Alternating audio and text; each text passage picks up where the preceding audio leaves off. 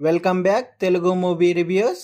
Tamil actor అయిన ధనుష్ గారు డైరెక్టర్గా నిర్మాతగా మారి రూపొందించిన చిత్రం ఇడ్లీ కడాయి అంటే ఇడ్లీ కొట్టు తెలుగులో.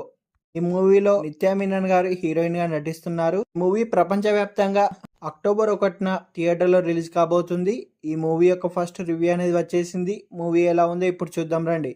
మూవీ యొక్క స్టోరీ విషయానికి వస్తే, మన ధనుష్ గారి తండ్రి శివనేషన్ అలియాస్ రాజ్ కిరణ్ గారు నిర్వహించే హోటల్ను పునరుద్ధరించి సవ్యంగా నడపాలని మురుగన్ అలియాస్ ధనుష్ గారు ఒక నిర్ణయం తీసుకుంటాడు. కానీ చిన్న గ్రామంలో ఆ ఇడ్లీ కొట్టును తెరిచి నడిపించడానికి అనేక సమస్యలు, పలు సవాళ్లు ఎదురవుతాయి.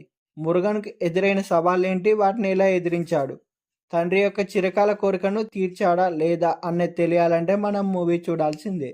మూవీ మాత్రం అందరికీ నచ్చే చిత్రం. ఫ్యామిలీతో కలిసి కూడా చూడవచ్చు. ఈ మూవీకి సెన్సార్ బోర్డు వారు యూ సర్టిఫికేట్ అనేది ఇచ్చారు. ఈ మూవీ యొక్క రన్ టైం వచ్చేసి 2 hours 27 minutes ఉంది. మూవీ ఎలా ఉంది అంటే బాగుంది.